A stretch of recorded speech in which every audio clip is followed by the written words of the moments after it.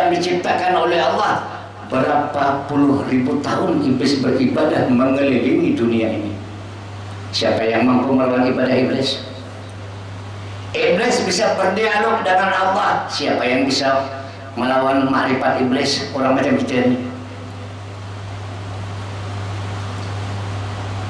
Tapi makrifat iblis tidak diterima oleh Allah Subhanahu wa Ta'ala.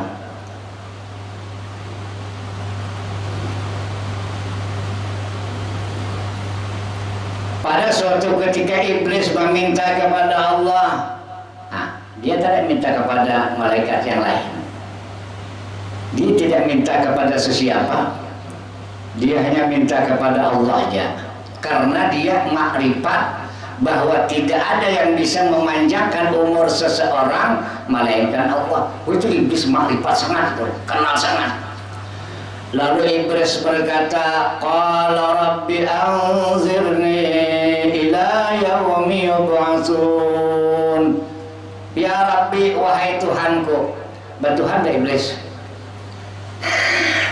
Maksudnya batuhan itu beriman dah. Beriman, cuma tak ada mau Islam.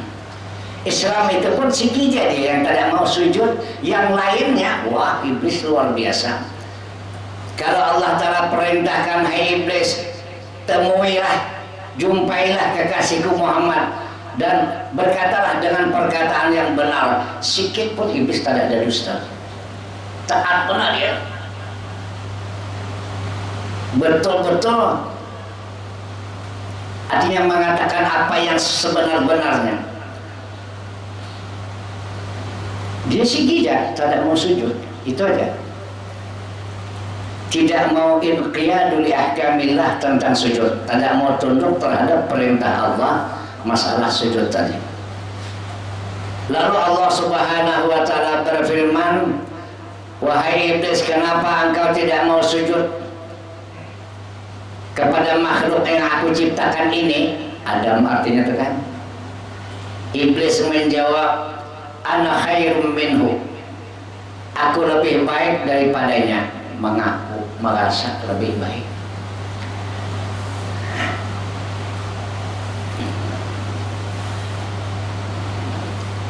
Khalaqtani min nari wa khalaqtahu min tin. Engkau ciptakan aku daripada api, kata iblis, daripada cahaya, kata iblis, dan engkau jadikan Adam daripada tanah. Menurut iblis hebat api daripada tanah. Padahal api itu kalau kena siram air mati api. Jadi iblis merasa lebih bagus. Itulah yang dinamakan aba wastakbara. Iblis itu enggan, tidak mau sujud, dan takabur, merasa lebih baik. Jadi intinya iblis itu juga bertuhan Allah. Boleh kita katakan bertuhan Allah itu, boleh kita katakan iman.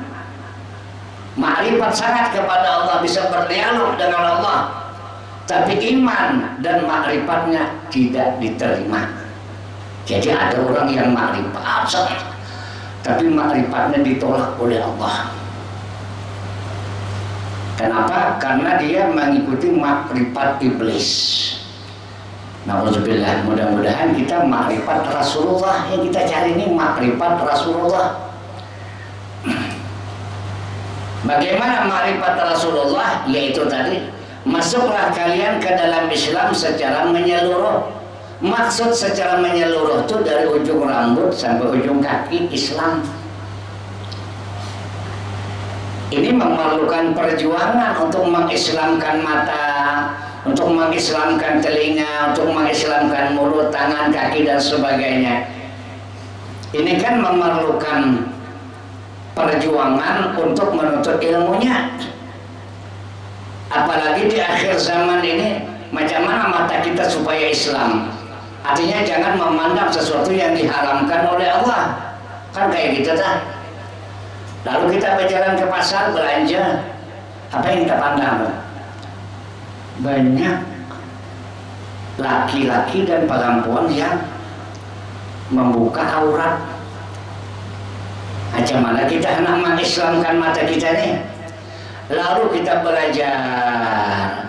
Oh, rupanya di dalam pelajaran agama itu kata Nabi, al-ula laka was-tsaniyatu 'alaika. Ya, bahasa kampung aja lah ya. Munnya terlihat tak ada apa-apa, munnya melihat itu yang berdosa. Jadi terlihat, ya maklum lah kita nak belanja, macam mana agak tak ada terlihat. Kita nak belanja ke pasar, berjalan sana sini keperluan, macam mana tak ada terlihat. Berapa jam kita berjalan, Pak Jom, pandai-pandai kan duduk motor gitu, kan? Mau ada motor kita motor. Nah belanja kita, oh. Yang penting saya ini jangan melihati, terlihat tak ada apa-apa.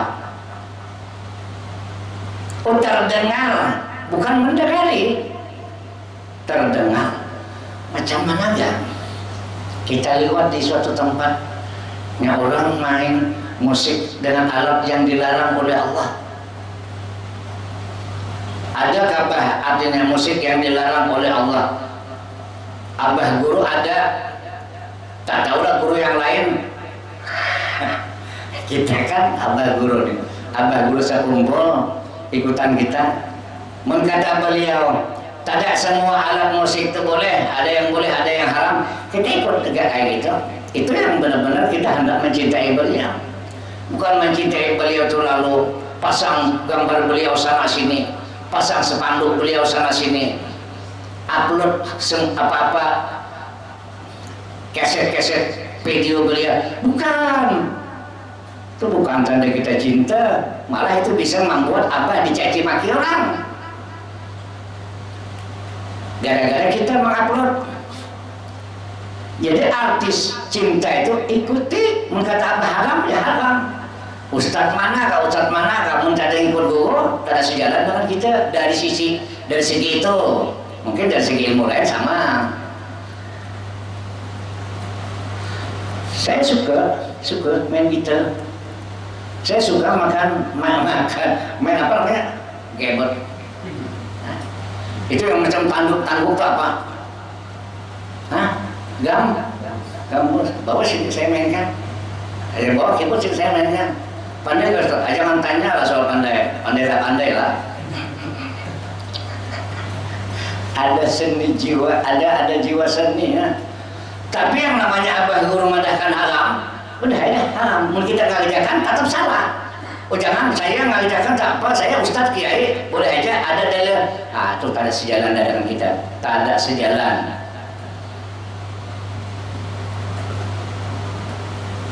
Jadi tadi kembali kepada pembicaraan kita, yang penting terdengar, jangan mendengari. Lalu bagaimana artinya kalau mendengar bunyinya aja, kesetnya.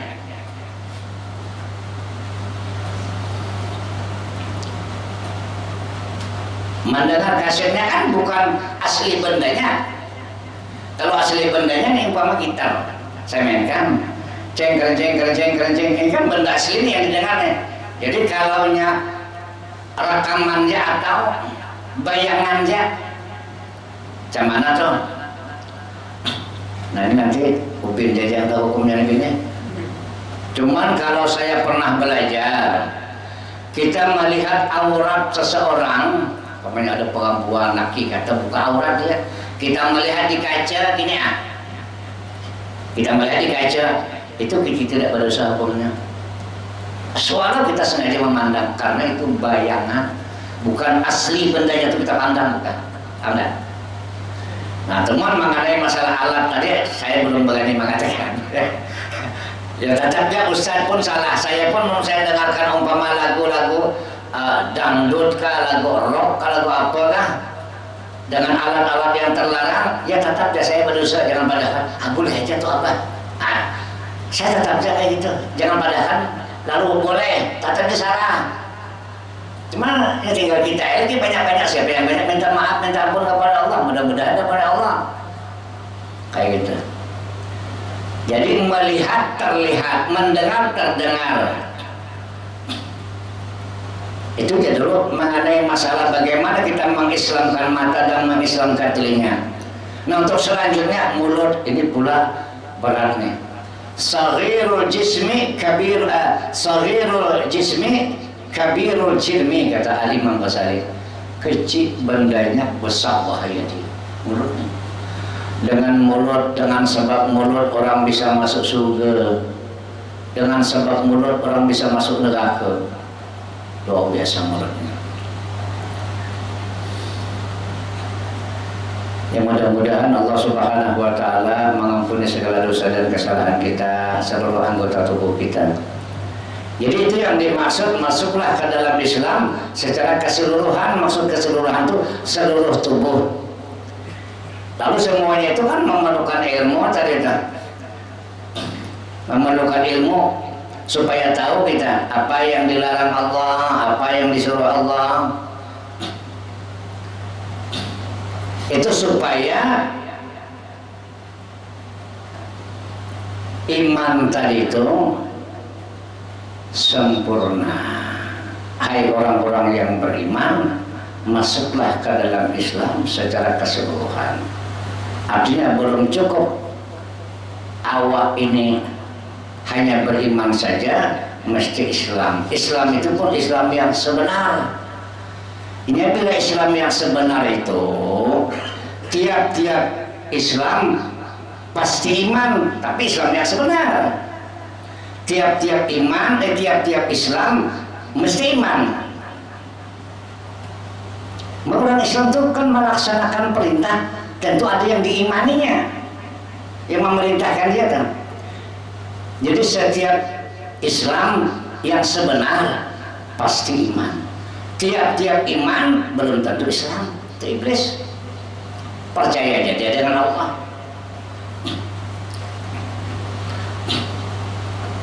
Cuma tadi karena dia ingkar, tidak mau melaksanakan sujud, dan sujud ini adalah amalan yang sangat-sangat dibenci oleh iblis.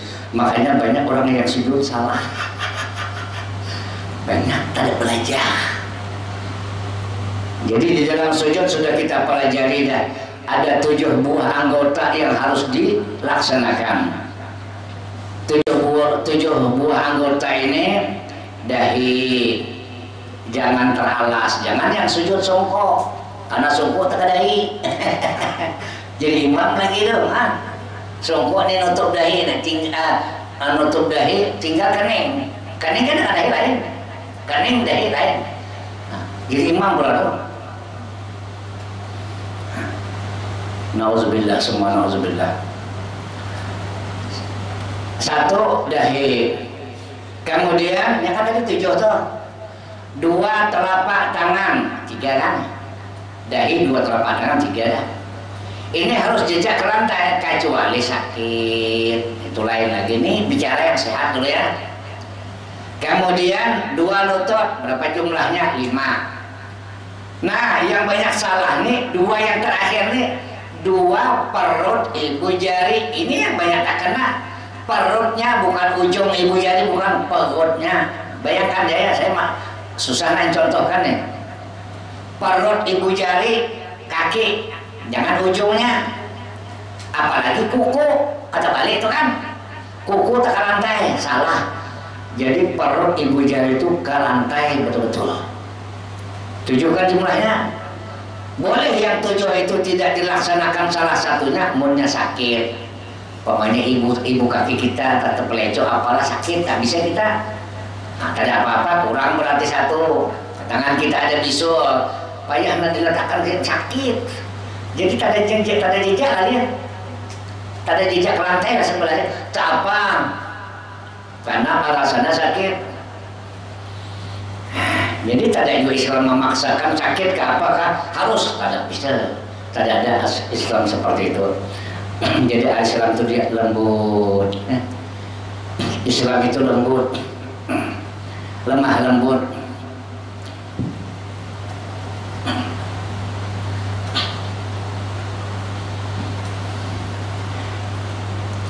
Jadi sujud itu yang paling dibenci iblis, pada mau dia. Dia kalau disuruh puasa, perintahan iblis tuh, perintahan. Asuh berzikir, jangan nak melawan iblis.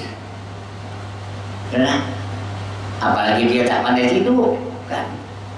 Suruh ngapa aja mau, sujud tetap mau, anti benarnya. Hati-hati kita jangan ikut iblis. Menada pun kita bertobat akal-akal sebelum kita meninggal dunia, sebelum kita mati. Dan sembahyang itu adalah tiangnya agama, kan? Memang sembahyang ini kalau kita perhatikan kayaknya ibadah yang terberat. Padahal itu yang terpenting, kan? Macam mana gak tak ada tiang kita hendak buat dinding, tiang tak ada. Kita hendak buat rangka atap segala macam, tiang tak ada. Jadi kayaknya sembahyang ini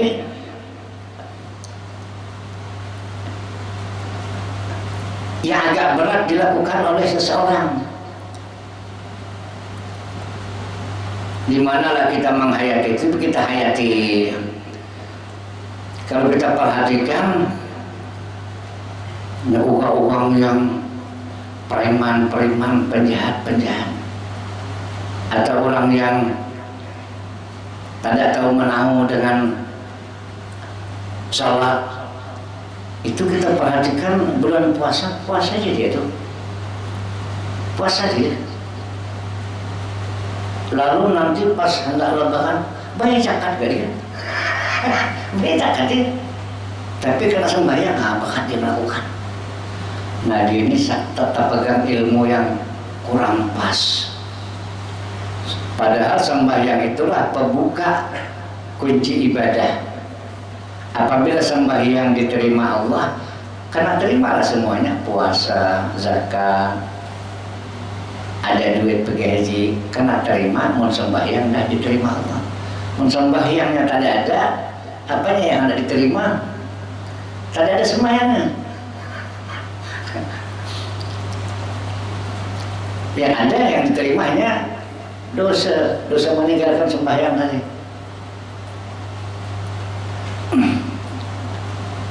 Nah jadi yang dimaksud, janganlah kamu mati kecuali dalam keadaan Islam. Itu Islam yang sebenar. Maka tadi Islam yang sebenar itu tiap-tiap Islam pasti iman. Tiap-tiap Islam pasti iman, tapi Islam yang sebenar. Tiap-tiap iman, orang itu beriman belum tentu dia Islam. Ya banyak orang yang meyakini akan bahwasanya Tuhanlah pencipta alam semesta ini, Allah lah ya yang menciptakan alam semesta ini, tapi dia belum mau sujud, belum mau melaksanakan perintah Allah. Ini belum lagi yang sebenar. Nah itulah sebabnya tadi orang-orang yang beriman dipanggil lagi oleh Allah. Cuman bagaimanapun iman dulu baru Islam. Asyhadu an la ilaha illallah dulu baru asyhadu anna Muhammad. Dan memang Rasulullah Nabi Muhammad sallallahu alaihi wasallam yang beliau ajarkan kan iman dulu tak? Iman dulu yang Rasulullah ajarkan, 2 kalimat syahadat dulu. Lama kurang lebih 13 tahun baru ada perintah salat, baru sembahyang. Tapi iman sudah ada, sudah kan? Nah iman dulu baru Islam. Cuma Islam itu nanti adalah tanda kuat atau lemahnya iman seseorang. Bahkan menjadi tanda Islam itu diterima atau ditolaknya iman seseorang. Nah mudah-mudahan kita terhindar daripada iman-iman yang ditolak oleh Allah Subhanahu wa Ta'ala. Karena banyak iman yang ditolak oleh Allah, macam kayak imannya Fir'aun, imannya Iblis, imannya Abu Jahal. Itu kalau kita baca sejarah, yakin mereka itu akan kebenaran. Kalau Abu Jahal yakin akan kebenaran Nabi Muhammad. Sehingga pada suatu ketika diceritakan Abu Jahal ini memasangkan kawan, kita ya, kata Abu Jahal, jangan coba-coba nak dengarkan Muhammad baca Quran ya, nanti kau tersihir, kata Abu Jahal. Jangan nak coba-coba dengarkan dia ya. Tahu-tahu suatu ketika pada waktu malam dia pula yang ngintip. Abu Jahal ngintip. digenap macam sekali asasnya itu tok tantuk kepala kawan upaya kawan ngintip kan dia melarang orang dia sendiri mengintip saking hebatnya ayat yang dibawakan Rasulullah. Cuma angkuh egonya, sombongnya Abu Jahal itu. Dia yakin akan kebenaran Nabi Muhammad. Kalau Fir'aun kan pernah berdoa kepada Allah. Kayak iblis tadi kan berdoa, Rabbi anzirni ila yaumi yub'atsun. Apa kata Allah? Qala innaka minal munzirin. Iblis meminta, ya Allah, panjangkanlah umur saya sampai hari kiamat. Minta panjangkan umur sampai hari kiamat. Qala innaka minal munzirin. Baik kata Allah, engkau termasuk orang yang dipanjangkan umur sampai hari kiamat. Jadi mentada kiamat telah habislah kita karena goda iblis. Yang paling akhir dia menggoda ketika roh kita akan keluar. Itu semua setan minggir. Setan kan anak buah dia. Minggir semua. Karena ini orang nak mati. Harus aku yang ahlinya nih. Awak ini betul-betul tak lulus nih, tak selesai nih, gagal nih. Di situ yang terakhir. Itu iblis pasti turun tangan. Tapi kalau ada uang yang ditakuti dia, itu yang perlu kita jadi cari-cari itu, yang perlu kita kenali, yang perlu kita akrabi supaya akrab kita. Ya para aulia Allah. Iya Pak. Jangankan wali, ulama saja iblis takutan. Ingat enggak? Waktu iblis duduk di depan masjid. Oi kata Nabi Iblis. Apa kau teman duduk di teras masjid itu? Tuh langsung bayang sana tuh, ngapa ada kau kacau? Iblis menjawab, aku tidak berani masuk ngacau orang yang sembahyang tuh. Karena dekat dia tuh, dengan orang sembahyang tuh ada uang alim gitu. Uang alim itu ketakutan ya. Apa lagi Pak Wali? Ada. Nah. Cuman ada juga sekelompok manusia yang ingkar wali. Itu bukan sudah tidak seiring, tidak sejalan dengan kita. Ya tentu karena tidak seiring, tidak sejalan, tidak sepaham dengan kita, tentulah dia tidak cocok apa yang kita bicarakan. Karena jadi ketika orang hendak menghembuskan napas terakhir, di situ iblis berdiri dari singgasananya, berdiri dari kursi kerajaannya. Iblis kerajaannya di bawah tanah sana. Kalau lawan cari-cari besok payet. Kerajaan iblis hingga sana iblis itu di bawah di laut sana. Di bawah itu ada laut lagi. Habis bumi ketujuh terus nanti ada laut. Ada situ kerajaannya. Setan tuh banyak anak cucunya. Ini waktu orang nak ninggal, pengen bodoh semuanya. Kita nanggap orang, nanya satu orang, tak bisa-bisa. Jauh semua. Iya, turun tangan. Lalu dia menyerupai orang tua kita, katanya kan dalam kitab. Ini kita ini kan sebagai orang awam ini ikut ulama aja kan. Lalu dia menggoda kita, dia menyerupai orang tua kita. Sakti enggak ya? Sakti enggak? Sakti kan? Bisa menyerupai orang tua kita. Sakti kan? Bahasa kita lah ya, sakti. Lalu dia merayu, hai anakku, tinggalkan agama Islam, yang benar itu agama Yahudi. Aku udah duluan mati, tahu kan kau? Macam mana kita nih? Tetap kita ikut Nabi Muhammad ya. Dia bapak kita salah, kita tak ikut. Kita ikut Nabi Muhammad. Habis itu iblis menyerupai lagi mak kita. Macam-macam lah. Yang ujung-ujungnya, wahai anakku, tinggalkanlah agama Islam. Yang sebenarnya agama yang benar itu agama Nasrani. Kita pun tidak mau lulus lagi iman kita, selamat. Karena kita tidak ikut siapapun, walaupun orang tua kita mak bapak kita menyuruh maksiat kita tak mau, tetap ikut Rasulullah. Maksiat nyuruh kita melepas agama.